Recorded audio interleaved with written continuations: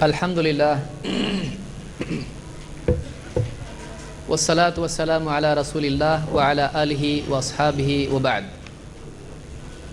پچھلی مجلس میں ہم نے دیکھا کہ بعض لوگ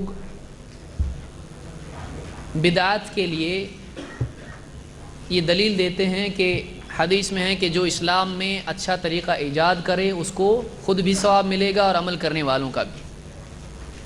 لیکن ہم نے دیکھا کہ اسی کے ساتھ خود اللہ کے نبی صلی اللہ علیہ وسلم کی حدیث ہی سے اس کی وضاحت ہو جاتی ہے کہ یہاں اصل مقصود یہ نہیں ہے کہ اسلام میں ایک آدمی اپنی طرف سے نئی چیز نکالے، بلکہ حدیث میں بات یہ آئی ہے کہ ثابت شدہ چیز کو جب کہ وہ مٹ چکی ہو، کوئی آدمی زندہ کرتا ہے اپنے عمل سے، تو بعد میں عمل کرنے والوں کا ثواب بھی اس کو ملے گا اور خود اس کا اپنا ثواب بھی اس کو ملے گا۔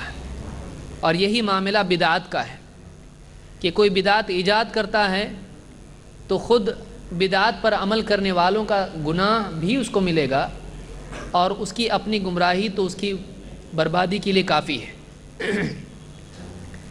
ایک اور دلیل بعض لوگوں نے دی ہے، قرآن کی آیت سورہ الحدید آیت نمبر 27 میں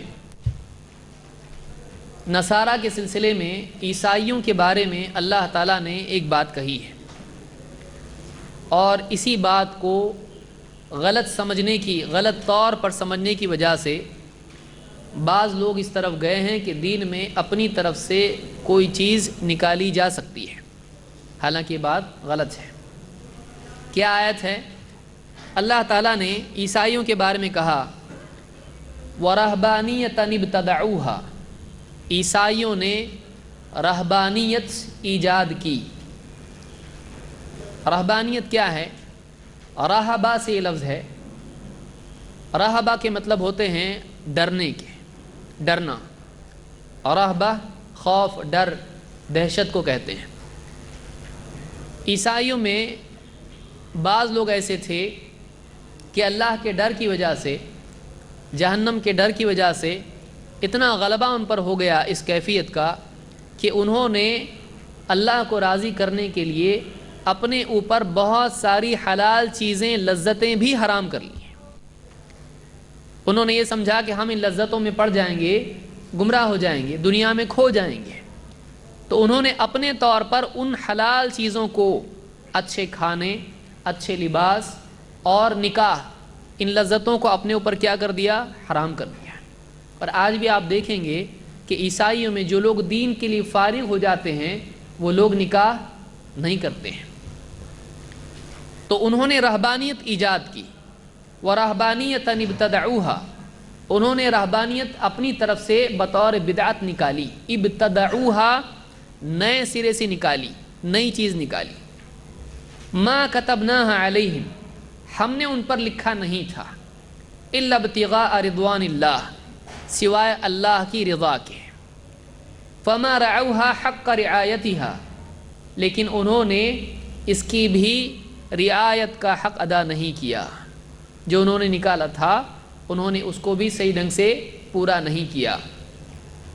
فَآتَيْنَا الَّذِينَ آمَنُوا مِنْهُمْ أَجْرَهُمْ وَكَثِيرٌ مِّنْهُمْ فَاسِقُونَ، تو ہم نے عیسائیوں میں سے ایمان لانے والوں کو ان کا اجر دیا، اور ان میں سے وَكَثِيرٌ مِّنْهُمْ فَاسِقُونَ، ان میں سے اکثر بہت سارے لوگ فاسق ہیں، گناہ گار ہیں۔ اس آیت سے کچھ لوگوں نے دلیل کیسا لی؟ انہوں نے کہا دیکھیے کہ یہاں پر کہا گیا ہے کہ انہوں نے رہبانیت نکالی، وہ بدعت تھی، کیونکہ ابتدعوها میں خود یہ بات آ رہی ہے کہ وہ بدعت تھی۔ اللہ نے ان کی برائی بیان کی کہ جنہوں نے بدعت نکالی، رہبانیت کی، انہوں نے اس کا حق ادا نہیں کیا۔ تو دیکھو اللہ تعالیٰ نے اس پر ان کو ڈانٹا ہے۔ تو معلوم ہوا کہ انہوں نے جب نکالا تھا ایک عمل تو پھر کرنا چاہیے تھا اس کو، اگر وہ اس پر چلتے تو برا نہیں ہوتا، وہ برے نہیں کہلاتے، لیکن انہوں نے رہبانیت نکالی لیکن اس کی پابندی نہیں کر پائے تو اللہ نے ان کو ڈانٹا ہے۔ کیا یہ مطلب ہے؟ نہیں۔ ابن کثیر نے اس بارے میں سمجھایا ہے. دیکھیے آئیں ہم دیکھتے ہیں کہ کیا معنی اس کے ہیں. کہتے ہیں وَرَهْبَانِيَةً ابْتَدَعُوهَا، نصارہ نے رہبانیت کی بدعت نکالی. ای ابتدعها امت النصارہ، یعنی نصرانیوں نے، امت نصارہ نے یہ بدعت نکالی. ما کتبناها علیہم، ہم نے ان پر اس کو لکھا نہیں تھا، یعنی رہبانیت ہم نے ان پر فرض نہیں کی تھی کہ وہ نکاح چھوڑ دیں، جائز کھانوں کو حرام کر لیں، اچھے کپڑے پہننا اپنے اوپر حرام کر لیں. ہم نے ان پر یہ فرض نہیں کیا تھا، ہم نے ان پر لازم نہیں کیا تھا کہ ان چیزوں کو چھوڑ دو. ای ما شرعناها لهم، ہم نے یہ شریعت ان کے لیے نہیں قرار دیا تھا. وَإِنَّمَا ہم التزموها من تلقاء انفسهم، ابن کثیر کہتے ہیں انہوں نے اپنے طرف سے یہ کر دیا کہ ہم یہ نہیں کریں گے. اللہ کو خوش کرنے کے لیے ایسے مجاہدے کریں گے جو بہت ہی ہائی لیول کے ہوں، بہت ہی زیادہ اپنے نفس کو ستائیں گے، کیونکہ نفس ہی کی وجہ سے اللہ سے دور ہوتا ہے. تو نفس کو اتنا توڑیں گے کہ توڑ ہی دیں گے اس کو. اسلام میں ایسا نہیں ہے، نفس کو ایک دم توڑنا نہیں ہے، نفس کو پابند کرنا ہے. آپ سواری کو پابند کرو گے کہ مار ڈالو گے اس کو؟ نفس آدمی کو چاہیے. آدمی کو اگر لذت کی طلب ہی نہیں ہوگی تو آدمی جنت کی بھی طلب چھوڑ دے گا. آدمی کو دنیا کی لذت معلوم ہے تبھی تو جنت اس سے اچھی ہے، تو اچھا ٹھیک ہے اس کے لیے بھاگو. اگر یہ لذت ہی ختم ہو گئی، طلب ہی ختم ہو گئی، تو بھاگنے کا ہی اس کے موٹیو ہی نہیں ہے، اس کے پاس کچھ مقصد ہی نہیں اس کے پاس. تو اسلام نے نفس کو قتل کرنے کے لیے نہیں کہا، نفس کو سدھارنے کے لیے کہا. وَنَفْسِ وَمَا سَوَّاهَا، یا اسی طرح سے قَدْ أَفْلَحَ مَنْ تَزَكَّى قَدْ أَفْلَحَ مَنْ زَكَّاهَا، نفس کا تزکیہ کرنے کے لیے کہا گیا ہے، نفس کا قتل کرنے کے لیے نہیں کہا گیا ہے. بہرحال انہوں نے نفس کو اپنی طرف سے بہت زیادہ ستانا شروع کیا. اللہ نے فرمایا کہ ما کتبنا علیہم، ہم نے ان پر یہ چیز فرض نہیں کی تھی کہ خام خواہ اپنے آپ کو تکلیف دو. الا ابتغاء رضوان اللہ، ہم نے ان پر یہ فرض نہیں کیا تھا، ہم نے تو ان کے اوپر اللہ کی رضا فرض کی تھی. دو معنی علماء نے یہاں پر ذکر کیے، جس کو ابن کثیر نے بھی ذکر کیا ہے کہ ہم نے اس کو فرض ان پر نہیں کیا تھا سوائے اللہ کی رضا کے. اب علماء نے دو طرح سے اس جملے کو جوڑا ہے، سوائے اللہ کی رضا کے. ایک جوڑا ہے پہلے جملے سے، کچھ نے جوڑا ہے دوسرے جملے سے. یعنی کچھ نے کہا کہ انہوں نے رہبانیت نکالی اللہ کو راضی کرنے کے لیے، اللہ کی رضا میں انہوں نے اپنے اوپر حلال بھی حرام کر لیا، تو الا ابتغاء رضوان اللہ پہلے جملے کے ساتھ جوڑ دیا. یہ بھی معنی ہو سکتے ہیں. دوسرے طور پر علماء نے کہا نہیں، اس کا مطلب ایسا ہے کہ ہم نے ان پر فرض نہیں کی تھی رہبانیت، ہم نے ان پر اللہ کی رضا طلب کرنا فرض کیا تھا. ہم نے کہا تھا اللہ کو راضی کرو، یہ تمہاری زندگی کا مقصد ہے. اب یہ طریقہ ہم نے نہیں بتایا تھا اللہ کو راضی کرنے کا. یہ دونوں معنی ابن کثیر نے یہاں ذکر کیے ہیں. کہتے ہیں کہ فیہ قولان احدہما انہم قصدوا بذلک رضوان اللہ، قالہ سعید بن جبیر و قتادہ. سعید بن جبیر و قتادہ کہتے ہیں کہ انہوں نے اللہ کی رضا کے لیے رہبانیت ایجاد کی. رہبانیت آپ سمجھ چکے ہیں. کہتے ہیں والآخر ما کتبنا علیہم ذالک انما کتبنا علیہم ابتغاء رضوان اللہ، ہم نے رہبانیت فرض نہیں کی تھی، اللہ کو راضی کرنا فرض کیا تھا، لیکن انہوں نے اللہ کو راضی کرنے کا نت نیا طریقہ نکال لیا. اور کہتے ہیں فما رعوها حق رعایتها، جو خود انہوں نے طریقہ نکالا تھا اللہ کو خوش کرنے کا، خود اس پر بھی جم نہیں سکے. فما رعوها حق رعایتها. اب دیکھیے ابن کثیر کیا کہہ رہے ہیں. کہتے ہیں ای فما قاموا بما التزموه حق القیام، کہتے ہیں کہ جس کا انہوں نے اہتمام شروع کیا تھا اس پر جم بھی نہیں پائے. وَهَذَا ذَمٌّ لَهُم مِّن وَجْهَيْن، کہتے یہاں پر اللہ نے، ابھی آخری بات اس کو یاد رکھنا ہے آپ کو، یہاں پر اللہ نے دو اعتبار سے ان کی برائی بیان کی ہے. دو برائیاں یہاں پر اس آیت میں ہیں. کیا؟ نمبر ایک، احدہما فی الابتداع فی دین اللہ ما لم یأمر بہ اللہ. پہلی برائی، اللہ کے دین میں ایسی چیز نکالنا جس کا اللہ نے حکم نہیں دیا، یہ بھی برائی ہے. دو، والثانی فی عدم قیامہم بما التزموہ مما زعموا انہ قربہ یقربہم الی اللہ عز وجل. کہتے دوسری برائی یہ ہے کہ ایک تو اپنی طرف سے بدعت نکالی عمل کے لیے، پھر جو خود نکالا تھا اس پر بھی نہیں جم پائے. تو یہ دو برائیاں ان کی ہیں. نہیں نکالنا تھا نکالے بدعت، اور بدعت نکالے تو اس پہ عمل بھی نہیں کیے. پھر کیا کیے؟ تو یہ دو اعتبار سے ان کی برائی ہے. تو یہاں پر کہیں بھی یہ نہیں ملتا ہے کہ اس سے یہ ثابت ہوتا ہے کہ جیسے نصارہ نے بدعت نکالی ہم بھی نکال سکتے ہیں. اللہ نے یہاں پر ان کی برائی بیان کی ہے، یہ نہیں کہا کہ انہوں نے نکالا بدعت اور اس پر عمل نہیں کیا. عمل نہیں کرنا برا ہے صرف، ایسا نہیں ہے. بدعت نکالنا بھی برا ہے اور اس کا حق ادا نہیں کرنا یہ بھی برا ہے. تو ان کی برائی اللہ نے یہاں پر بیان کی ہے. تو اس آیت سے بعض لوگوں نے دلیل پکڑی ہے کہ اپنے طور پر ہم بدعت نکال سکتے ہیں، جو کہ بالکل صحیح نہیں ہے. تو یہ کچھ بنیادی باتیں تھیں سنت اور بدعت کے اعتبار سے کہ کیا ہم دین میں اپنی طرف سے عید نکال سکتے ہیں، کوئی عید بنا سکتے ہیں؟ نہیں بنا سکتے ہیں. پھر نبی صلی اللہ علیہ وسلم نے کسی چیز کو چھوڑا ہو نہ کیا ہو، ہم کو بھی اس کو چھوڑنا چاہیے. پھر اسی طرح سے اور بھی باتیں ہم نے دیکھی کہ کچھ لوگ یعنی یہ عقیدہ رکھتے ہیں کہ اپنے طور سے فضیلت والے دین عبادت کر سکتے ہیں. ایسا ہم نہیں کر سکتے ہیں. اسی طرح سے کوئی کہتا ہے کہ دین میں اچھا کچھ نکالیں گے تو ثواب ملے گا ہم کو، برا کیا ہے اس میں؟ تو یہ بھی ثابت نہیں، کیونکہ ہم نے بتایا کہ حدیث میں پس منظر ثابت شدہ چیز کے سلسلے میں ہے، نہ کہ نئی چیز کے بارے میں ہے. اسی طرح سے رہبانیت کی دلیل دینا بھی غلط ہے، اس لیے کہ خود اللہ کے نبی صلی اللہ علیہ وسلم نے کہا کہ نصارہ کی طرح تم رہبانیت اختیار نہ کرو. تو خود حدیث میں اس سے منع کیا گیا ہے، اور اس آیت میں بھی اللہ نے ان کی برائی بیان کی ہے. تو ہم اپنی طرف سے کچھ نکال نہیں سکتے ہیں. آپ دیکھیے اللہ کے نبی صلی اللہ علیہ وسلم نے نبی کہا کہ میں آج کے بعد شہد نہیں کھاؤں گا. اللہ نے قرآن میں آیت نازل کی. اللہ نے کیا کہا؟ یا ایھا النبی لما تحرم ما احل اللہ لک تبتغی مرضات ازواجک. اے نبی آپ اپنے اوپر وہ چیز کیسے حرام کر رہے ہو جس کو اللہ نے آپ کے لیے حلال رکھا ہے؟ بیویوں کی چاہت چاہتے ہو، یعنی بیوی کو خوش کرنے کے لیے آپ اپنے اوپر کچھ بھی حرام کر لو گے؟ نہیں چلے گا ایسا. اللہ تعالیٰ نے نبی کو منع کیا اس چیز سے. تو اپنے طور پر نبی بھی کوئی چیز اپنے اوپر حرام کر سکتے ہیں نہیں، نہ امت پر. اسی لیے آپ نے ایک مرتبہ جب کہا کہ مجھ کو یہ پسند نہیں، پیاز لہسن وغیرہ کی بدبو پسند نہیں، لوگوں نے سمجھا نبی کو پسند نہیں، یعنی غلط ہی، حرام، حرمت لوگوں میں چل پڑی دعوت. آپ نے لوگوں کو جمع کیا، آپ نے کہا ایھا الناس انہ لیس بی تحریم ما احل اللہ لی. اے لوگو میرے اختیار میں نہیں ہے اللہ نے جو میرے لیے حلال کیا میں اس کو حرام کرنے لگ جاؤں. ولکن شجرۃ اکرہ ریحھا، لیکن ایک ایسا پودا ہے کہ مجھ کو اس کی بدبو پسند نہیں. نبی کو پسند نہیں لیکن پھر بھی حرام کر سکتے نہیں. تو اپنے طور پر ہم کوئی چیز اپنے اوپر حرام کر سکتے ہیں نہیں.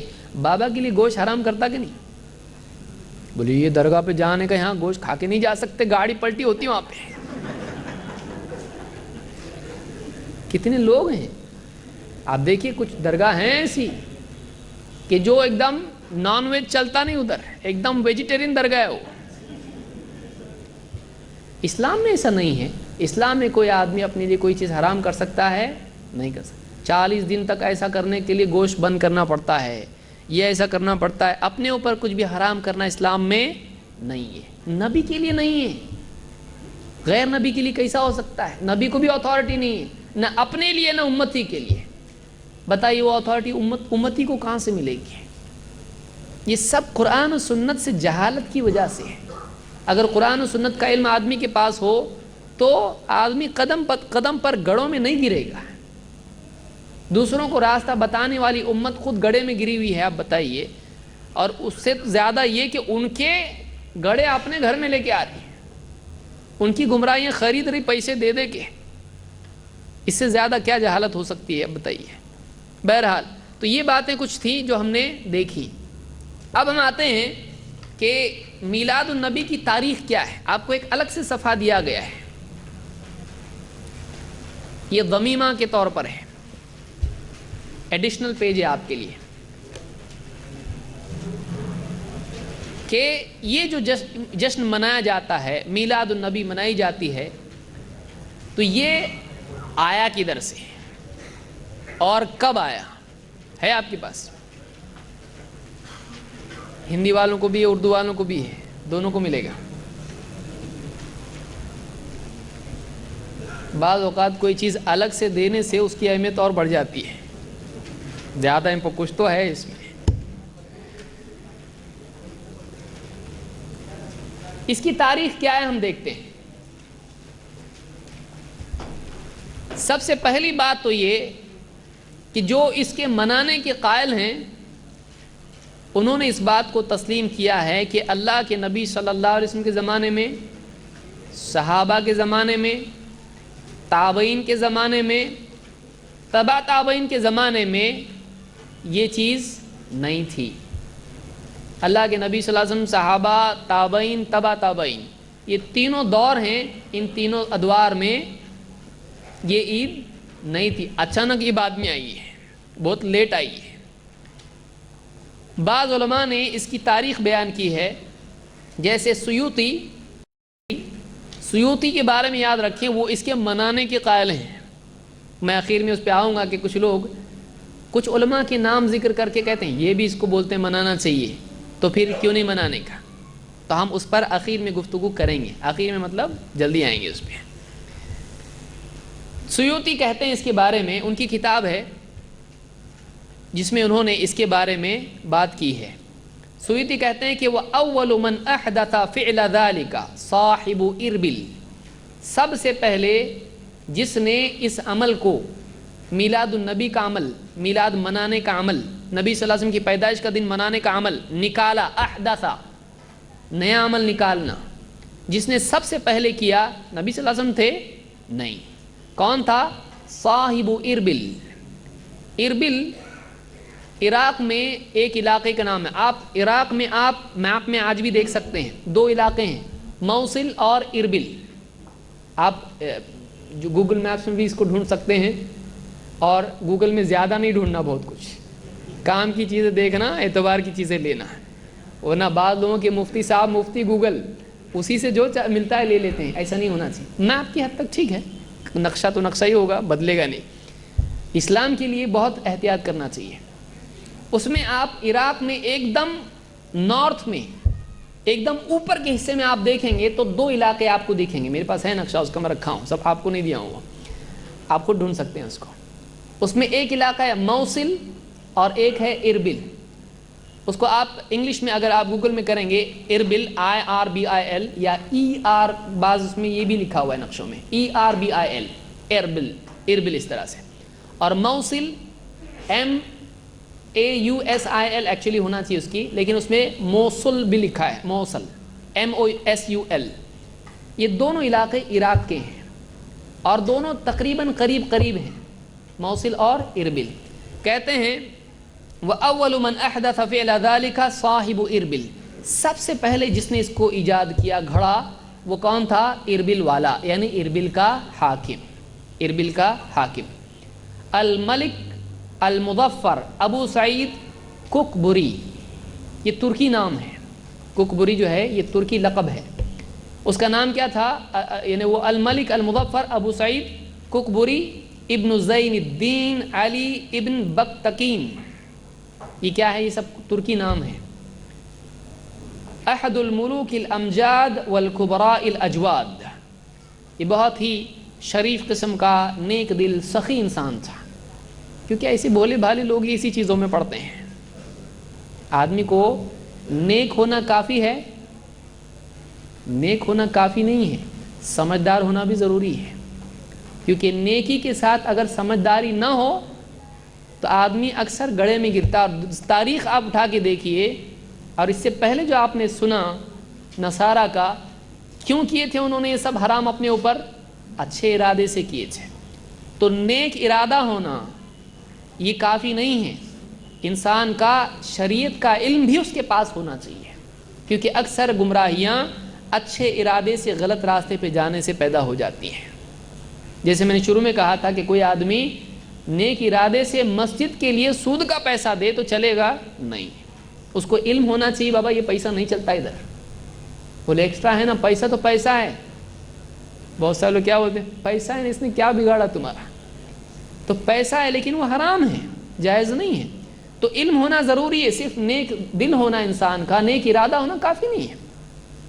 تو یہ ایک نیک دل انسان تھا، حاکم تھا وہاں کا، اور بہت سخی تھا، بہت سخی تھا۔ اس نے اس کو شروع کیا ہے۔ یہ کب کا ہے؟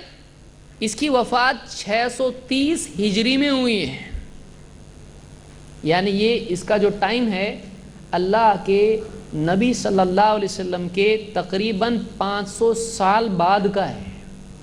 100 5 بار ایسا۔ ہماری عمر کتنی رہتی؟ تقریباً 40-50 میں چھٹی ہو جاتی ہے آدمی کی، تو ایسے کتنے سال نبی صلی اللہ علیہ وسلم کے بعد؟ 500 سال۔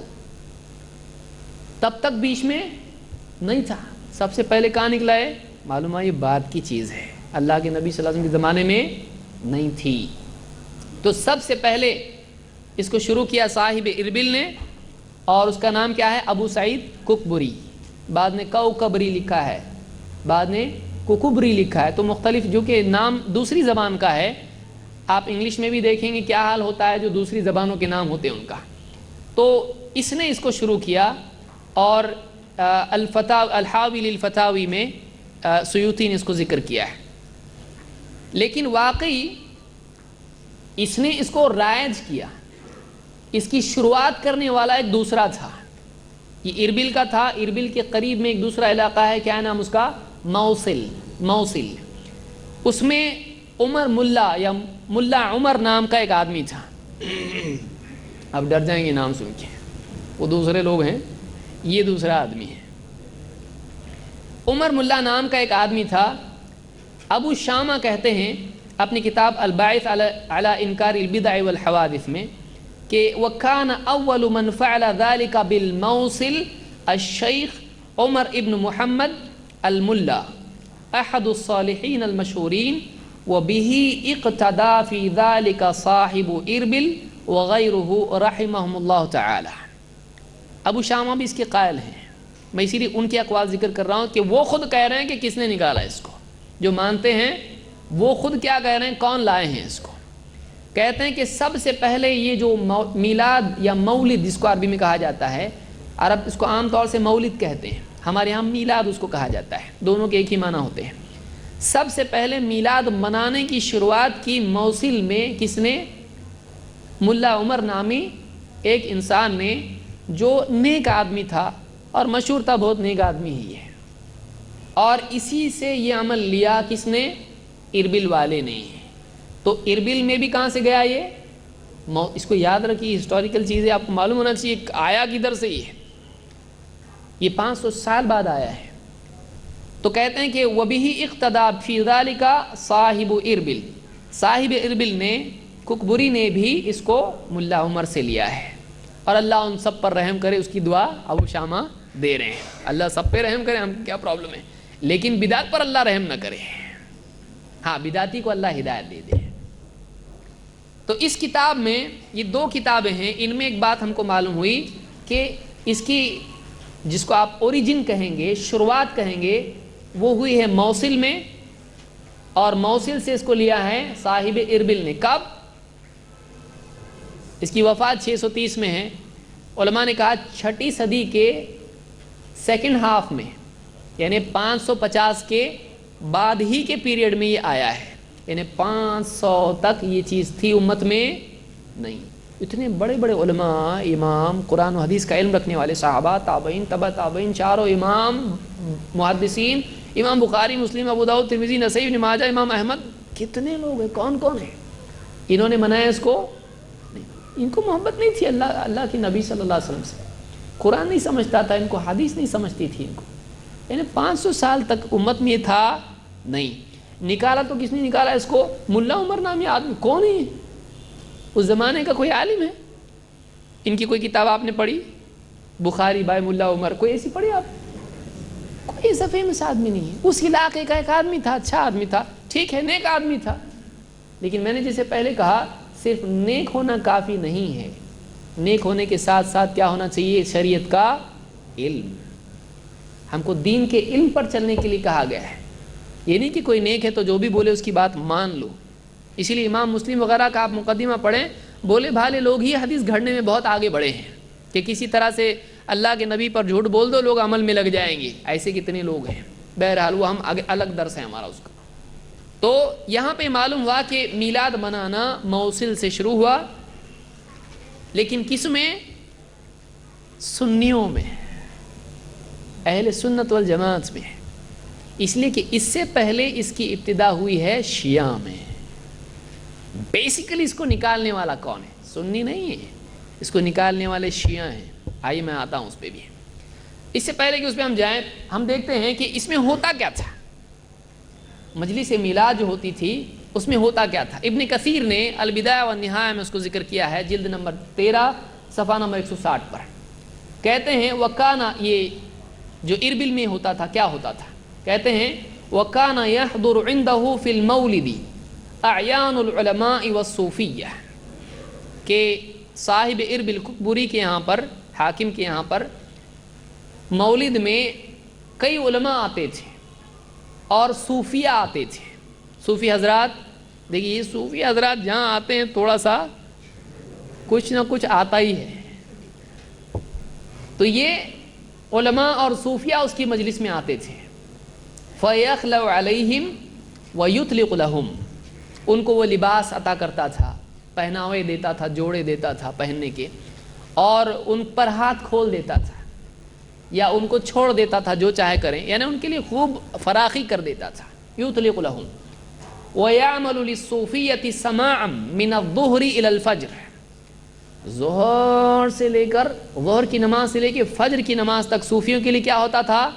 سماع, شعر شاعری اور نعتیں اور جو بھی ان کی میوزک اور جو بھی ہوتا تھا گانے, تو سماع بولتے ہیں اس کو لوگ. تو سماع کی مجلسیں لگتی تھی صوفیوں کے لیے. وَيَرْقُصُ بِنَفْسِهِ مَعَهُمْ, اور ان کے ساتھ یہ بھی رقص کرتا تھا. رقص کی معنی کیا ہے؟ بہت سارے لوگوں کو اردو آتی نہیں. رقص کس کو کہتے ہیں؟ رقص ناچنے کو بولتے ہیں, ڈانس کو بولتے ہیں. ان کے ساتھ وہ کیا کرتا, اب کتنا بھی ڈیسنٹ رقص ہو, رقص تو رقص ہے. وَيَرْقُصُ بِنَفْسِهِ مَعَهُمْ, صوفیوں کا ایک ڈانس ہوتا ہے. چشتی, نقشبندی, قادری, سہروردی جو بھی ہیں, ان کا ایک, دیکھیے آپ کچھ لوگ ہوتے گھومتے گھومتے گھومتے گھومتے رہتے ہیں ایک دم لٹو کی طرح سے. اسلام میں کہاں سے آئے؟ اللہ کی محبت میں گھوم رہا. اب بھائی 2 رکعت نماز پڑھتا تو اچھا تھا, یہ گھومنے میں کیا ہے لٹو کی طرح سے؟ لوگوں نے اپنی طرف سے کچھ بھی نکالا, کچھ جھٹکے دے رہے ہیں اس طرح سے, لا الہ الا اللہ, جیسے ایمان ٹھوک رہا ہے سینے میں. کہاں سے آیا اسلام میں؟ تو اپنے طور پر دین میں کچھ آدمی نکالتا ہے تو بعض اوقات خود اللہ اس کو دین سے نکال دیتا ہے, کیونکہ کئی بدعتیں امت میں ایسی نکلی کہ جو اسلام سے انسان کو نکالنے والی ہے. اللہ ہم سب کی حفاظت فرمائے. تو یہاں پر یہ ایکٹیویٹیز تھی وہاں پہ, یہ جو ایکٹیویٹی تھی ظہر سے لے کر فجر تک, تھکتے بھی نہیں تھے, اللہ رحم کرے. یعنی ظہر سے لے کر فجر تک سماع اور رقص کی مجلسیں ہوتی تھی. اس میں قرآن پڑھا جاتا تھا, حدیث کا معاملہ تھا, واعظ و نصیحت, کیا ہے؟ سماع اور رقص, یہ وہاں پہ ہوتا تھا. تو کتنا نیک تھا یہ تو اس سے ہم کو دکھائی دے رہا ہے. ایک ہوتا ہے نیک روایتی نیک, ایک ہوتا ہے شرعن نیک. اسی لیے آپ دیکھیں گے کہ بعد کے لوگوں میں بہت سارے معاملات دکھائی دیں گے, صحابہ میں وہ چیزیں نہیں تھیں. صحابہ سیدھے سادے لوگ تھے, جو نبی صلی اللہ علیہ وسلم نے بتا دیا وہ دین ہے, بس ادھر ادھر دائیں بائیں مڑ کے دیکھنے کا نہیں, دائیں بائیں مڑ کے دیکھنے کا نہیں. اور یہی بات عمر رضی اللہ تعالیٰ نے کہی ہے. کیا؟ ان الذین قالوا ربنا اللہ ثم استقاموا, کہتے جنہوں نے لا الہ الا اللہ کہا اور پھر دائیں بائیں نہیں دیکھا, لومڑی کی چال نہیں چلے, ادھر دیکھ کے تھوڑا آگے بڑھنا, ادھر دیکھ کے تھوڑا آگے بڑھنا, ایسا نہیں, سیدھا جانے کا تو سیدھا جانے کا, دائیں بائیں نہیں, صراط مستقیم. بہرحال تو یہ ککبری کے یہاں پر یہ بری بری باتیں ہوتی تھیں. بہرحال لیکن واقعی اس کی تاریخ میں بعض علماء نے اور بھی چیزیں بیان کی کہ اس سے پہلے یہ آیا ہے، اور یہ جو ہے شیعہ حضرات سے یہ چیز ملی۔ فاطمی حاکم جو تھے مصر کے، جو 3 صدی ہجری کے ہیں، اور اسماعیلی شیعہ ہیں یہ لوگ، ان لوگوں کے یہاں سے یہ چیز آئی۔ تقی الدین مقریزی کہتے ہیں اپنی کتاب المواعظ والاعتبار بذکر الخطط والآثار، اس میں کہتے ہیں کہ کان للخلفاء الفاطمیین، ان کو فاطمی بھی کہا جاتا ہے اور عبیدی بھی کہا جاتا ہے، عبیدیون فاطمیون ان کو کہا جاتا ہے۔ تو کہتے ہیں کان للخلفاء الفاطمیین، فاطمی خلفاء جو تھے شیعہ تھے، یہ پکے کٹر شیعہ تھے یہ لوگ۔ ان کے یہاں کیا ہوتا تھا؟ فی طول السنۃ اعیاد و مواسم، ان کے یہاں کئی عیدیں اور کئی اسپیشل اوکیجنس ہوا کرتے تھے، خاص مواقع دن ان کے یہاں پر تھے۔ وہی موسم رأس السنہ و موسم اول العام، سال کے ختم پر یا سال کی شروعات پر ان کے یہاں پر کیا ہوتا تھا؟ کچھ خاص دن منائے جاتے تھے۔ وَيَوْمُ عَاشُورَا وَمَوْلِدُ النَّبِي صلی اللہ علیہ وسلم، عاشورہ کا دن وہ لوگ مناتے تھے، آج بھی مناتے ہیں، اور اللہ کے نبی صلی اللہ علیہ وسلم کا مولد، آپ کی میلاد یہ لوگ مناتے تھے شیعہ حضرات۔ یہ ککبوری سے بھی پہلے، ملا عمر صاحب سے بھی پہلے ہی ہیں، یہ 3 صدی ہجری کے ہیں نا، 200 کے بعد کے ہیں اور 300 میں، یعنی اس کے کنارے آس پاس، 3 صدی ہجری۔ وہ اس کے ساتھ اور نبی صلی اللہ علیہ وسلم کا مولد، ومولد علی بن ابی طالب رضی اللہ عنہ، ومولد الحسن ومولد الحسین علیہم السلام، ومولد فاطمة الزہرا علیہ السلام، ومولد الخلیفۃ الحاضر، ولیلۃ اول رجب ولیلۃ نصفہ، ولیلۃ اول شعبان ولیلۃ نصفہ۔ یعنی یہ لوگ کیا کیا مناتے تھے؟ اللہ کے نبی صلی اللہ علیہ وسلم کا میلاد، میلاد النبی، میلاد علی، میلاد فاطمہ، میلاد حسن، میلاد حسین، میلاد بادشاہ، میلاد خلیفہ بھی تھا اس کے اندر، جو بھی ابھی کٹ موجودہ خلیفہ ہیں اس کی بھی میلاد مناتے تھے وہ لوگ۔ اور اس کے علاوہ رجب کی پہلی اور بیچ کی رات، شعبان کی پہلی رات اور بیچ کی رات، سب شیعہ حضرات مناتے تھے۔ تو یہ تاریخ اس کی ہے۔ علماء نے کہا یہ شیعہ سے عمل آیا ہے منانا، اور وہ بھی کون سے؟ فاطمی یا عبیدی ان کو کہا جاتا ہے۔ تو بیسیکلی اگر دیکھا جائے تو یہ شیعہ حضرات کی طرف سے آئی ہوئی چیز ہے، اور یہ سنیوں میں آئی۔ اور ایسی ایک چیز ہے، یہ تازی کہاں سے آئے؟ کنڈے کہاں سے آئے؟ حضرت معاویہ رضی اللہ تعالیٰ کی وفات کا دن ہے جس دن کنڈے منائے جاتے ہیں۔ کتنے لوگوں کو معلوم ہے؟ نہیں معلوم، ان لوگوں نے خوشی سے منایا ہے، یہ یہاں آ گیا اپنے آپ پہ۔ شیعہ حضرات کا عمل ہے جو کنڈے کا عمل، وہ کون سی ڈیٹ ہے؟ اس دن معاویہ رضی اللہ تعالیٰ کا انتقال ہوا ہے، اور شیعہ حضرات سخت نفرت رکھتے ہیں معاویہ رضی اللہ تعالیٰ سے۔ ہمارے حضرات، ہمارے سنی بھائی بھی مناتے ہیں۔ کہاں سے آیا؟ کچھ بھی، جو دے دیا وہ لے لو، سن کے ایمان لائے نا، سننے کا، کرنے کا، دیکھنے کا نہیں، چیک نہیں کرنے کا۔ جدھر سے آواز آئی ہاں آیا میں، بھاگتے جانے کا اس کے پیچھے، چیک نہیں کرنے کا کون بلا رہا، کائے کو بلا رہا، پٹائی کے لیے بلا رہا کہ مٹائی کے لیے بلا رہا، کچھ دیکھنے کا نہیں، سمجھنا، سنے، سن کے فوراً آئے۔ یہ حال ہمارے بھائیوں کا، اللہ تعالیٰ علم کی توفیق عطا فرمائے۔ تو یہ بات ہم کو معلوم ہوئی کہ میلاد کی شروعات 2 اعتبار سے علماء نے ذکر کی ہے۔ سنیوں میں ابتدا کرنے والا کون تھا؟ اللہ کے نبی صلی اللہ علیہ وسلم، صحابہ، تابعین، تبع تابعین نہیں تھے۔ کون تھا؟ ملا عمر نامی ایک صاحب تھے، نیک تھے بیچارے، لیکن انہوں نے یہ کر کے چھوڑ دیے، سب کے لیے اللہ ان کی حفاظت فرمائے۔ اور اس کے بعد صاحب اربل نے اس کو لیا اور اس کو عام کر دیا لوگوں میں۔ اور اس سے پہلے یہ چیز آئی ہے شیعہ سے، اور شیعہ میں چیز پہلے سے رائج تھی، وہ نہ صرف نبی صلی اللہ علیہ وسلم کی بلکہ اپنے بادشاہ کی بھی میلاد منایا کرتے تھے۔ میلاد میں اس سے ہم آگے اور پیچھے جائیں گے، آگے مطلب پیچھے جائیں گے کہ آیا 5ویں میں صدی میں، اس سے پہلے شیعہ سے، اس سے پہلے اور کہاں سے آیا ہے، یہ بھی ہم کو دیکھنا ضروری ہے۔ اس سے پہلے کہ اس کی ہسٹری ہم دیکھیں، ایک قاعدہ اسلام کا ہم یاد رکھیں کہ ایسی چیز جو اسلام میں منع نہیں ہے، جائز ہے، وہ سنت نہیں ہے، وہ فرض نہیں ہے، اس کے بارے میں اسلام نے نہ ہاں کہا ہے نہ اس کو چھوڑ دیا ہے۔ اگر کوئی قوم اس کو کرتی ہے اور کسی قوم کا وہ شعار ہے تو اسلام میں وہ منع ہو جاتا ہے۔ ایسی چیز جو اسلام سے باہر کسی قوم کا طریقہ ہے، رسم و رواج ہے، اگر مسلمان اس کو اپناتے ہیں تو یہ اسلام میں جائز نہیں ہوگا۔ ہمارا اسلام کا ایک اصول یہ بھی ہے کہ دوسری قوموں کے رسم و رواج ہم اختیار نہیں کرتے ہیں، ان کی ٹیکنالوجی ہم لیتے ہیں لیکن ان کے رسم و رواج، ان کی عیدیں، ان کے طور طریقے ہم نہیں لیتے ہیں۔ اسلام میں وہ منع ہے اور قیامت تک کے لیے منع ہے۔ اللہ کے نبی صلی اللہ علیہ وسلم نے اس سے مسلمانوں کو منع کیا ہے۔ اس کو تشبہ کہا جاتا ہے۔ تشبہ مشابہت سے ہے، سملیرٹی، ان کی طرح راستہ اختیار کرنا، ان کی سملیرٹی اختیار کرنا۔ سملیرٹی بچنا ہے اس سے ہم کو، ہمارا معاملہ ڈفرنس والا ہے، سملیرٹی والا نہیں ہے۔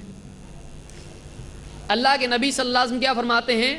من تشبہ بقوم فہو منہم، جو جس قوم کی مشابہت اختیار کرتا ہے وہ انہی میں سے ہے۔ جو جس قوم کی سملیرٹی اختیار کرتا ہے وہ انہی میں سے ہے۔ جو جس قوم کی خصوصی چیزوں کو اپناتا ہے، ان جیسا بنتا ہے، وہ انہی میں سے ہے۔ وہ ادھر والا نہیں، وہ ادھر والا ہی، ادھر ہی جاتو، یہ ڈانٹ ہے۔ اب اگر وہ سملیرٹی اختیار کرتا ہے اللہ کے نبی صلی اللہ علیہ وسلم، صحابہ اور سلف کی، ان کے راستے پر چلتا ہے، ان کے طور طریقے اپناتا ہے، تو اس کا شمار ادھر ہوگا۔ اور اگر وہ بعد والے جنہوں نے بدعتیں ایجاد کی یا دوسری قومیں ہیں، ان کی سملیرٹی اختیار کرتا ہے تو وہ اس خانے میں جائے گا، وہ اس خانے میں جائے گا، اس لائن میں، اس صف میں وہ ہے۔ اسی لیے آپ نے کیا فرمایا؟ من تشبہ بقوم فہو منہم، جو جس قوم کی مشابہت اختیار کرتا ہے وہ انہی میں سے ہے۔ اس حدیث سے معلوم ہوتا ہے کہ دوسری قوموں کے طور طریقے اپنانا اسلام میں جائز نہیں ہے۔ یہ سنن ابی داؤد کی روایت ہے اور طبرانی نے بھی اس کو اوسط میں روایت کیا ہے، اور یہ صحیح روایت، شیخ الالبانی نے اس کو صحیح کہا ہے۔ بلکہ خصوصی طور پر اللہ کے نبی صلی اللہ علیہ وسلم نے دو قوموں کے بارے میں تو بہت تاکید سے کہا ہے، ان کے جیسے بننا مت، ان کے طور طریقے اپنانا مت۔ آپ نے کہا لیس منا من تشبہ بغیرنا، وہ ہم میں سے نہیں، وہ ہم میں سے نہیں جو ہمارے علاوہ دوسروں کے طریقے اپناتا ہے، دوسروں کے رسم و رواج، دوسروں کا طرز حیات اپناتا ہے۔ لیس منا من تشبہ بغیرنا، وہ ہم میں سے نہیں جو دوسروں کی مشابہت اختیار کرتا ہے، ہمارے سوا دوسروں کی مشابہت کرتا ہے۔ لا تشبہوا بالیہود ولا بالنصارى، یہود کی مشابہت اختیار مت کرو، نصارہ کی مشابہت اختیار مت کرو۔ یہود کون ہیں؟ جوز، یہودی۔ نصارہ کون ہیں؟ نصرانی یعنی عیسائی۔ یہودیوں اور عیسائیوں کے طور طریقے اپناؤ مت۔ اور آج افسوس کی چیز ہے کہ مسلمانوں میں بہت ساری چیزیں یہود و نصارہ کی ہیں، بلکہ ہمارے بعض دعوتی میدان میں بھی بھائی ہیں ایسے، وہ بھی بہت ساری چیزیں دھیرے دھیرے ان کی اپنا رہے ہیں۔ اللہ حفاظت فرمائے۔ ہم کو اپنا طریقہ اپنانا ہے۔ اپنا سے مراد کس کا؟ اللہ کے نبی صلی اللہ علیہ وسلم اور صحابہ کا۔ ہم کو دوسروں کے طور طریقے اپنانے ہیں، نہیں اپنانے ہیں۔ مولد یا میلاد یا برتھ ڈیز، یہ کس کا طریقہ ہے؟ کیا یہ مسلمانوں کا طریقہ ہے یا دوسروں کا طریقہ ہے؟ اگر کوئی کہے منع نہیں ہے، تب بھی منع ہو جائے گا اگر وہ دوسروں کا طریقہ ہے۔ سمجھ میں آ رہی بات؟ کوئی کہے بتاؤ قرآن میں برتھ ڈے منانا کدھر منع ہے؟ ڈھونڈے ڈھونڈے ڈھونڈے نہیں ملا، بخاری مسلم ابو داؤد پوری پڑھ ڈالے، کہیں بھی منع نہیں نکلا، برتھ ڈے منانا حرام نہیں نکلا ایسا۔ تب بھی منع ہوگا، کیوں؟ اگر وہ طریقہ دوسروں کا نکل آئے، کیونکہ اس کے لیے دوسری حدیث موجود ہے کہ دوسروں کا طریقہ اپنائیں، ہم میں سے نہیں۔ تو اگر وہ دوسروں کا طریقہ نکل آیا کوئی بھی عمل، تو اپنے آپ وہ کیا ہو جائے گا؟ منع ہو جائے گا۔ مثال کے طور پر اگر نکاح میں دولہا اور دلہن آمنے سامنے ہو اور بیچ میں ایک پردہ ہو اور کچھ لوگ شروع کریں چاول یہاں سے وہاں سے پیلے لے کر ایک دوسرے پر ڈالنے لگے، مولوی صاحب بولیں گے کہ نہیں یہ منع، کوئی عالم حدیث میں بتاؤ منع کدھر ہے؟ بول سکتا ہے؟ نہیں، وہ ارے اپنا طریقہ نہیں ہے، یہ دوسروں کا طریقہ ہے۔ حالانکہ کرناٹک میں آج مسلمانوں میں بھی یہ ہے، کچھ علاقوں میں یہ ابھی بھی ہے۔ فرق صرف اتنا ہے کہ وہ منتر پڑھتے ہیں، یہ والشمس وضحاہا پڑھتے ہیں۔ کرنے پہ آئے تو مسلمان قرآن کا کیسا صحیح استعمال کرتا آپ دیکھیے، کہ آمنے سامنے کھڑے ہو کے چاول ڈالتے ہیں سب ان کے اوپر اور یہ سورت پڑھتے ہیں والشمس وضحاہا، بہت روشن ہونے والا ہے کہ معلوم نہیں کیا ہو رہا ہے، مذاق نہیں قرآن کا یہ۔ دوسروں کی رسم مسلمانوں میں بھی آ گئی آج بہت ساری، اور درگاہوں کا معاملہ آپ دیکھیں تو آپ کو بہت مشابہت دکھائی دے گی کہ وہاں اپنے معبودوں پر کپڑے چڑھاتے ہیں، لباس ان کے نیلام ہوتے ہیں، یہاں بھی چادر، وہاں ان کا اپنا ایک خاص آدمی ہوتا ہے جو سب عبادتی امور انجام دیتا ہے، یہاں بھی مجاور ہوتا ہے، خاص آدمی ہوتا ہے، وہ نیئرسٹ لنک بابا تک، اور وہاں بھی وہ اپنے معبود کو دھوتے ہیں دودھ وغیرہ سے اور وہ بانٹتے ہیں تبرک کے طور پر ان کے۔ ہمارے یہاں بھی ہوتا ہے، وہ بھی بٹتا ہے، ہوتا ہے کہ نہیں؟ وہاں بھی ان کے کڑے دھاگے ہوتے ہیں، یہاں بھی کڑے دھاگے، وہاں بھی عرس یہاں بھی عرس، اور کتنی مشابہتیں ہیں۔ آج دوسروں کے طریقے مسلمانوں میں آ گئے ہیں، دوسروں کے طریقے مسلمانوں میں آ گئے ہیں۔ ان میں سے ایک یہ بھی ہے کہ ہم نے نبی کو بھی نہیں چھوڑا، دوسری قوموں نے جو برائیاں اپنے نبیوں کے ساتھ میں کی وہ ہم نے اپنے نبی کے ساتھ لا کے جوڑ دیا۔ یہ نصارہ کا طریقہ ہے، بلکہ ابتدائی دور میں خود نصارہ اس کے مخالف تھے، اور یہی بات برٹانیکا جو بہت مشہور انسائکلوپیڈیا ہے دنیا میں، آج لوگ اس کو مانتے ہیں تحقیقی اعتبار سے، اس میں بھی لکھا ہوا ہے۔ کیا لکھا ہوا ہے؟ لکھتے ہیں کہ خاص طور سے شروع کے دور میں، in particular during the first 2 centuries of Christianity, there was strong opposition to recognizing birthdays of martyrs or for the matter of Jesus. عیسائیت کی ابتدائی تاریخ میں شہیدوں کی پیدائش کا دن منانا، اس کے لیے بہت اپوزیشن تھا، نہیں منانے کا ایسا پہلے تھا، ان میں لوگ اس کی اپوزیشن اس کے لیے دیتے تھے کہ شہیدوں کی پیدائش کا دن نہیں منایا جائے گا، اس کی مخالفت وہ لوگ کرتے تھے۔ لیکن اس میں آگے لکھا ہے کہ December 25th was first identified as the date of Jesus' birth by Sextus Julius Africanus in 221 CE Christian era and later became the universally accepted date. کہتے ہیں، یہ لکھتا ہے اس کا مقالہ نگار، کہ دسمبر 25 پہلی مرتبہ طے کیا گیا کس کے ذریعے سے؟ سیکسٹس جولیس افریکینس۔ اس کے بارے میں آپ تحقیق کر سکتے ہیں کون تھا، یہ ہسٹورین تھا ایک، جس نے پورے کیلکولیشنز کر کے اس کی پیدائش اس کی پیدائش نکالا اور لوگوں میں اس کو عام کیا، اور لوگوں نے وہ ڈیٹ لے لی، اور اس کے بعد سے لوگ اس کو ماننے لگے کہ ہاں 25 دسمبر عیسیٰ علیہ السلام کی پیدائش کا دن ہے۔ اس سے پہلے لوگ نہیں مانتے تھے، اپوزیشن تھا اس کے لیے، نہیں ماننے کا ایسا، کیونکہ ان کے نزدیک عیسیٰ علیہ السلام کیا ہیں؟ شہید ہیں، وہ مانتے ہیں نا کہ سولی دی گئی، کراس پہ قتل کیا گیا، ہم لوگ نہیں مانتے ہیں، بل رفعہ اللہ الیہ، ہم مانتے ہیں کہ اللہ نے ان کو زندہ اوپر اٹھا لیا۔ لیکن عیسائیوں میں شہداء کا پیدائش دن منانا یہ سخت منع تھا، اور یہودیوں میں ایک مؤرخ ہے، اس کا نام ہے جوزیفس، وہ کہتا ہے کہ یہودیوں میں رواج ہی نہیں ہے، اس لیے آپ بائبل بھی دیکھیں گے تورات تو کسی کی پیدائش کی تاریخ آپ کو اس میں نہیں ملے گی، اس لیے کہ اس کا کوئی اہتمام ہی نہیں تھا، اور یہودی اس کے سخت خلاف تھے۔ یہودیوں میں بھی یہ رسم رواج نہیں تھا، یہودیوں میں بھی نہیں تھا، یہ عیسائیوں میں بھی شروع میں نہیں تھا۔ بائبل میں محققین کہتے ہیں کہ بائبل میں برتھ ڈے منانے کا ذکر صرف ایک جگہ ملتا ہے، وہ بھی کس کا؟ فرعون کا۔ لو کہاں جا رہا ہے یہ؟ بہت دور سے آ رہا ہے، سفر گھومتے گھومتے دوڑتے دوڑتے آ رہا ہے، پرنالا بہت دور سے آ رہا ہے یہاں تک۔ آج بھی عیسائیوں میں ایک فرقہ ہے، اس کو جیہوز وٹنس بولتے ہیں، بہت زیادہ لوگوں نے سنا ہوگا، اور ان میں سے بہت ایکٹیو لوگ ہیں، خود عیسائی پریشان ہیں ان لوگوں سے، ہوا پانی کی طرح جدھر چاہے گھس جاتے وہ لوگ۔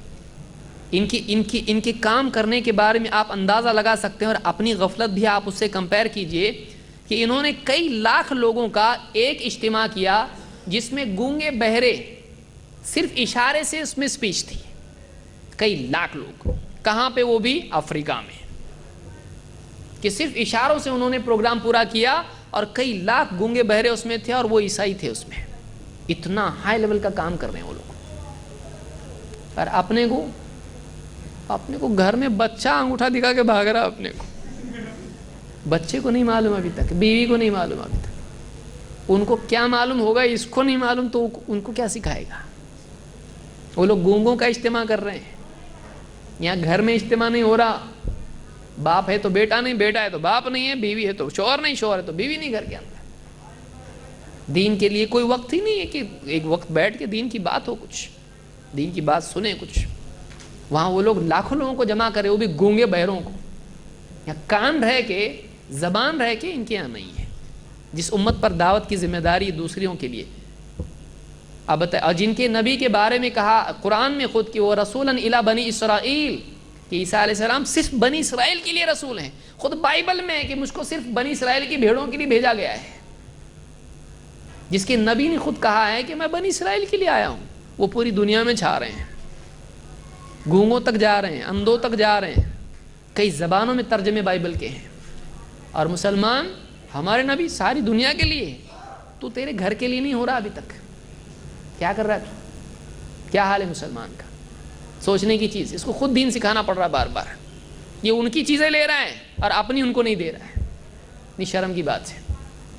جہالت، الجہل یخلق الاعاجیب، جہالت عجیب غریب چیزوں کو جنم دیتی ہے، اور آدمی کے لیے جہالت جس کے اندر ہے اس کو کسی دشمن کی ضرورت نہیں ہے، اس کی جہالت اس کے لیے کافی دشمن ہے، ہلاکت کے لیے جہالت ہی کافی ہے، اور دشمن کی ضرورت اس کو نہیں ہے۔ تو یہاں پر کہتے ہیں کہ سب سے پہلے اس کو شروع کیا کس نے؟ سیکسٹس جولیس افریکینس، یہ 221 عیسوی میں تھا، یعنی عیسیٰ علیہ السلام کے بعد 200 سال بعد اس نے قرار دیا کہ 25 دسمبر کیا ہے؟ عیسیٰ علیہ السلام کی پیدائش کا دن۔ اس کے بعد سے عیسائی لوگ اس کو منانے لگے، یعنی عیسائیوں میں بھی 200 سال تک عیسیٰ علیہ السلام کا برتھ ڈے بھی منایا نہیں جاتا تھا، آج وہ لوگ منا رہے ہیں، اور آج مسلمان بھی منا رہے ہیں۔ افسوس اتنا زیادہ ہے کہ مسلمانوں میں سے بعض لوگ جن کو لوگوں نے زبردستی شیخ الاسلام بنا دیا ہے، وہ عیسیٰ علیہ السلام کا برتھ ڈے اپنے اسلامی اداروں میں منا رہے ہیں۔ اس سے زیادہ شرم کی بات کیا ہوگی کہ وہ کرسمس منا رہے ہیں، مسلمان ادارے میں عیسائیوں کو بلا کے عیسیٰ علیہ السلام کا برتھ ڈے منا رہے، کرسمس منا رہے ہیں، اور بلانے والے کون ہیں؟ خود مسلمان ادارہ ہے۔ اس سے زیادہ شرم کی بات اور کیا ہوگی؟ اور وہ اپنے پورے گانے اور پورے عیسیٰ علیہ السلام، god the father, god the son, god the holy spirit, سب مسلمانوں کی ادارے میں، اور مسلمان سن رہے ہیں اس کو، دیکھ رہے ہیں اس کو۔ بتائیے، اور صاف بات ہے، یہ نبی تو وہ بھی نبی، جب نبی صلی اللہ علیہ وسلم کی میلاد منا سکتے ہیں ایک نبی محمد صلی اللہ علیہ وسلم، تو پھر عیسیٰ علیہ السلام بھی تو نبی ہیں، ان کی بھی منا سکتے ہیں، پرابلم کیا ہے؟ کہاں تک جا سکتا ہے معاملہ؟ اور آج یہ ہو رہا ہے۔ تو یہ عیسائیوں کا طریقہ ہے، اور یہ دوسری حدیث میں آئے لا تشبہوا بالیہود ولا بالنصارى، یہود و نصارہ کا طریقہ مت اپناؤ۔ اور آج ان کے یہاں ان کے نبی کا برتھ ڈے منایا جاتا ہے، ہمارے لیے فرض ہوگا کہ ہم نہ منائیں، ہمارے لیے حرام ہوگا منانا۔ کیوں؟ اس لیے کہ ان کا طریقہ ہے، یہ نبی کا طریقہ نہیں، صحابہ کا طریقہ نہیں، تابعین کا طریقہ نہیں، تبع تابعین کا طریقہ نہیں، یہ اماموں کا طریقہ نہیں، یہ محدثین کا طریقہ نہیں، یہ طریقہ ہے بعد میں آیا ہوا شیعہ کا نکالا ہوا۔ اور پیچھے جانا ہے تو عیسائیوں کا، اس سے پیچھے جانا ہے تو فرعون کا، کیونکہ پینٹیٹک جس کو کہتے ہیں 5 کتابیں، اس میں غالباً ایگزڈس میں آپ کو ملے گا خروج، اس کو اردو والے بائبل میں خروج بولتے ہیں، اس کو ایگزڈس اس کو کہتے ہیں، خروج، باہر جانا۔ عیسیٰ علیہ السلام نکلے، موسیٰ علیہ السلام نکلے وہاں سے، تو اس میں بتایا گیا کہ فرعون کا برتھ ڈے منایا جاتا تھا، اس دن وہ کچھ لوگوں کو آزاد کرتا تھا، وہاں برتھ ڈے کا ہے۔ تو یہ جیہوز وٹنس جو ہیں یہ کہتے ہیں ہم برتھ ڈے نہیں منائیں گے عیسیٰ علیہ السلام کا۔ کیوں؟ اس لیے کہ ارلی کرسچنس، ابتدائی دور کے عیسائی نہیں مناتے تھے، وہ نیک لوگ تھے، وہ سلف ان کے مانتے ان کو۔ وہ کیا بولتے ہیں؟ ہمارے سلف نہیں مناتے تھے۔ شرم کی بات ہے مسلمانوں کے لیے۔ عیسائی فرقہ وہ خود کہہ رہا ہے کہ ہمارے عیسائی سلف شروع کے 200 سال پہلے کے نہیں مناتے تھے، بعد کے عیسائی بگڑ گئے تو منانے لگے، کیونکہ بائبل میں آیا ہے کہ فرعون کا برتھ ڈے منایا جاتا تھا، اس لیے ہم نہیں منا سکتے کیونکہ عیسیٰ علیہ السلام نے اپنا نہیں منایا۔ ہمارے لیے کیا اصول نہیں ہے؟ ہم حقدار تھے اس بات کے بولنے کے۔ عیسائی بول رہا ہے آج، ہم بولنا چاہیے کہ ہمارے جو سلف ہیں، ہمارے نبی صلی اللہ علیہ وسلم نے نہیں منائے، صحابہ نے نہیں منائے، تابعین نے نہیں منائے، تبع تابعین نے نہیں منائے، ہمارے سلف نہیں مناتے تھے تو ہم نہیں منائیں گے اس کو، بعد کے لوگوں نے منایا، دلیل نہیں ہے ہمارے لیے۔ وہ بول رہے ہیں اور ہم بول رہے ہیں بات منع کدھر ہے؟ کتنا اچھا لگتا۔ آپ بتائیے، دین کھلونا جب بن جاتا ہے تو ایسا ہی ہوتا ہے، پھر جو چاہے اس میں اپنی طرف سے نقش و نگاری آدمی کرتا ہے۔ کسی نے دم جوڑ دی، کسی نے پر جوڑ دیے، کسی نے کچھ جوڑ دیا، کچھ بھی کر سکتا ہے آدمی پھر۔ تو یہاں معلوم ہوا کہ میلاد منانا آج عیسائیوں کا طریقہ ہے، اور اس سے پہلے جائیں گے تاریخی اعتبار سے تو یہ فرعون کا طریقہ ہے۔ اب آدمی دیکھے وہ کس کے طریقے پر عمل کر رہا ہے۔ اگر واقعی چیز اسلام میں تھی تو پھر اللہ کے نبی صلی اللہ علیہ وسلم اور صحابہ نے بھی یہ چیز منانی چاہیے تھی۔ تو یہ کچھ باتیں تھیں جو اس سلسلے میں ہیں۔ اس میں شروع سے اب تک جو باتیں ہم نے ذکر کی ہیں ان کو پھر سے ایک بار ہم سمجھ لیں کہ بدعات ہم اپنی طرف سے دین میں نہیں نکال سکتے ہیں۔ ہم کو اچھا لگتا ہے کچھ، ضروری نہیں کہ اللہ کے ہاں بھی وہ اچھا ہو۔ بہت ممکن ہے کہ ایک چیز ہم اچھی سمجھ رہے ہوں لیکن اللہ کے ہاں وہ بری ہو۔ اور کسی چیز کا اسلام میں منع ہونے کی دلیل کا نہ ہونا، کوئی آدمی بولے بتا ہم کو قرآن میں کہاں لکھا ہے کہ چرس گانجا حرام ہے؟ مولوی صاحب بولیں گے قرآن میں چ نہیں ہے تو چرس کہاں سے آئے گا، اور گ نہیں ہے تو گانجا کہاں سے آئے گا؟ ہے کہ نہیں؟ عربی میں چ اور گ ہی نہیں ہے، تو جب چ اور گ نہیں ہے تو چرس گانجا کہاں سے آئے گا؟ شروعات ہی نہیں ہے اس کی، تو ورڈ ہی نہیں آ سکتا وہ۔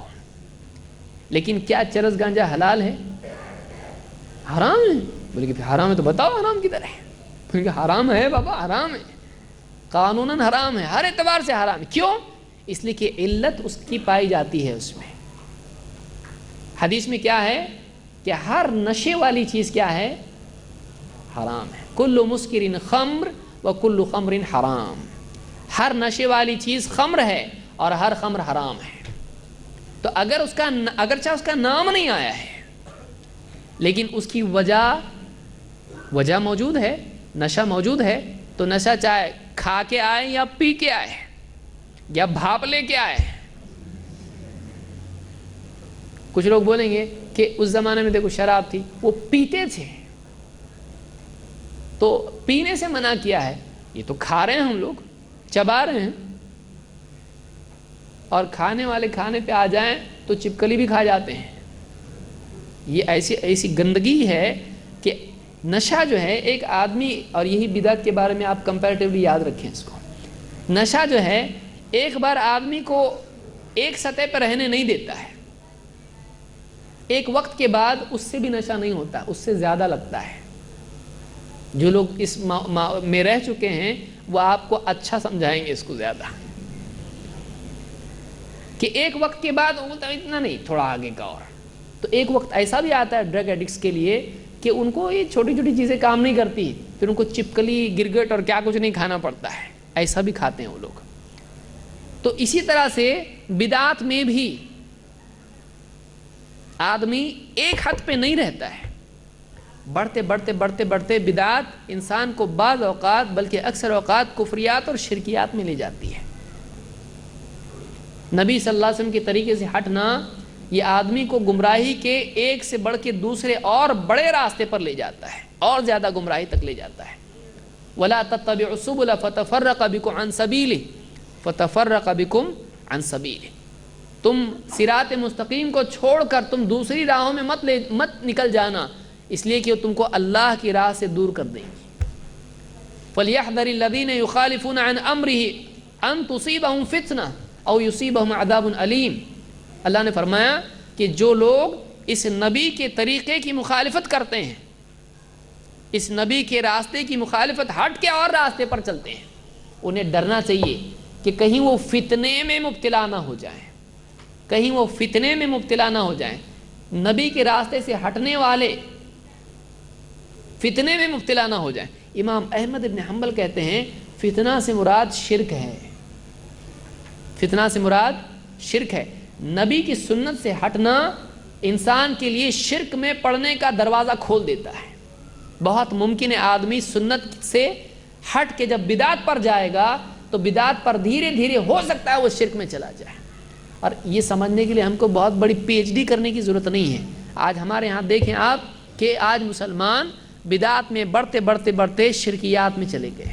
کتنے مسلمان ہیں ولی اللہ کی محبت میں نبی سے ہٹ کے طریقہ جب اختیار کیا تو آج ولی اللہ، اللہ کے اولیاء، اللہ ان پر رحم فرمائے، اللہ کے تمام اولیاء کو ہم مانتے ہیں، ان اولیاء کے بارے میں لوگوں نے کیا طریقہ اپنایا؟ ان اولیاء کو اپنا معبود بنا لیا، ان کی قبروں کو سجدہ کر رہے ہیں۔ نہ صرف قبروں کو سجدہ کر رہے ہیں بلکہ قبر کا اگر کوئی پتھر نکال کے کہیں اور لگا دیا گیا، اس کو قبر بنایا گیا تو اس کو بھی سجدہ کر رہے ہیں۔ بلکہ کسی نے کہہ دیا کہ فلاں ولی کا کتا تھا یہ، فلاں ولی کا گھوڑا تھا یہ، تو اب اس گھوڑے کی بھی قبر بن رہی ہے، اس کتے کی بھی قبر بن رہی ہے، اس بلی کی بھی قبر بن رہی ہے، طوطے کی بھی قبر بن رہی ہے، کہ ولی کے پوتے کی بھی ہے اور طوطے کی بھی قبر۔ آپ جائیے کرناٹک میں آپ کو طوطے کی ملے گی، یو پی میں جائیے آپ کو بلی کی قبر ملے گی، اور پونا میں گھوڑے کی دیکھنے کے لیے آپ کو، گھوڑا ہے نا پونا میں گھوڑا، گھوڑے کے نیچے گھوڑا چھوٹا منی گھوڑا، پونا میں قبر نہیں ہے، وہ تو لائیو ہے، مطلب ڈیمو ہے، سامنے رکھا ہوا ہے۔ وہ کیا ہے یہ؟ ان مسلمان ہیں، اللہ نے اتنی عزت دی، آدمی اس عزت کو جب قبول نہیں کرتا ہے تو پھر ذلت کے گڑھوں میں گر جاتا ہے، گڑھوں میں گر جاتا ہے۔ اینٹ کو پوج رہا ہے مسلمان کہ فلاں بزرگ کا چھلا ہے یہ، اور اس کو پوج رہا ہے، تو دھیرے دھیرے بدعت انسان کو شرکیات میں لے جاتی ہے۔ یہ بات آپ اہم بات یاد رکھیں۔ تو نبی صلی اللہ علیہ وسلم کی تعظیم کرنا چاہیے، بالکل کرنا چاہیے۔ آپ صلی اللہ علیہ وسلم سے محبت کرنا چاہیے، نہیں کریں گے تو ایمان کا ہی اعتبار نہیں۔ لیکن نبی صلی اللہ علیہ وسلم کی عزت اور آپ کے احترام اور آپ سے محبت میں ہم کو آزاد نہیں ہونا ہے، بلکہ ہم کو آپ کی محبت کے لیے آپ کی شریعت کا تابع ہونا چاہیے، محبت میں شریعت کا تابع ہونا چاہیے۔ محبت میں آدمی آداب سے باہر نکل جائے تو آپ بھی برداشت نہیں کریں گے۔ آپ بتائیے، بچہ ہے، مہمان آئے ہوئے ہیں، آپ کے سر پہ چڑھ کے بیٹھ گیا محبت میں، کیا کریں گے آپ؟ چپ چاپ اندر لے جائیں گے اور اندر لے جا کے خوب دھلائے، مہمان سن رہا ہے، اچھا، تو آپ پسند نہیں کریں گے۔ اب بچہ کہے گا مجھ کو آپ سے بہت محبت ہے، آپ کو لگے ایسی کیسی تیری محبت؟ آپ کا دوست آ گیا، آپ سے پیٹھ پہ چڑھ کے بیٹھ گیا، آپ پسند کرو گے؟ اب یہ کون سا طریقہ ہے محبت کا؟ تو محبت کے اظہار کے آداب اور اصول ہوتے ہیں۔ تو نبی سے محبت کے آداب اور اصول کیا ہیں؟ کون سکھائے گا؟ کیا ہم کو اسلام نے یہ نہیں سکھایا؟ اسلام نے زندگی کے معاملات میں سے پیشاب پاخانہ کا طریقہ ہم کو سکھایا۔ وہ نبی سے محبت جو اتنی اونچی چیز ہے، اس کا طریقہ اور سلیقہ ہم کو نہیں سکھائے گا۔ اللہ سے محبت کا طریقہ ہم کو نہیں سکھائے گا۔ اسلام اتنی چھوٹی چیزیں کہ آدمی پیشاب، اس کے اوپر اتنے بڑے بڑے جو ہے 20 30 25 30 حدیثیں ہیں اس پہ کہ آدمی پیشاب پاخانہ کیسے کرے۔ اور آپ بتائیے کہ نبی صلی اللہ علیہ وسلم کی محبت کے سلسلے میں ہم کو رہبری نہیں ملے گی، اور صحابہ سے بڑھ کر کون ہو سکتا ہے جو امت میں واقعی اللہ کے نبی صلی اللہ علیہ وسلم سے محبت کا حق ادا کرے۔ تو اگر واقعی عید میلاد النبی منانا محبت کا تقاضا ہے تو سب سے پہلے کون کرنا چاہیے تھا؟ صحابہ۔ صحابہ سے ہم کوئی چیز نہیں ملتی ہے، اللہ کے نبی صلی اللہ علیہ وسلم سے نہیں ملتی ہے، اس لیے ہم یہ کہتے ہیں کہ ہمارے سلف کا طریقہ نہیں، ہم وہ نہیں کریں گے، اگرچہ ہم کو محبت ہے، اگرچہ ہم تعظیم کرتے ہیں، لیکن ہم یہ عید مناتے نہیں ہیں، اس لیے کہ اس کی اصل کتاب و سنت میں نہیں ہے، صحابہ اور سلف سے نہیں ملتا ہے۔ بعد کے دور میں یہ شروع ہوا، ہم ایسی چیز کو عید نہیں مناتے ہیں جس کو سلف نے نہیں منایا ہے۔ اللہ تعالی ہم کو صحیح سمجھ عطا فرمائے۔ اس میں بعض دلائل ہیں جو بہت سارے لوگ ذکر کرتے ہیں کہ دیکھو یہ دلیل ہے، یہ دلیل ہے، تو ہم اس کو اگلی مجلس میں انشاءاللہ دیکھیں گے۔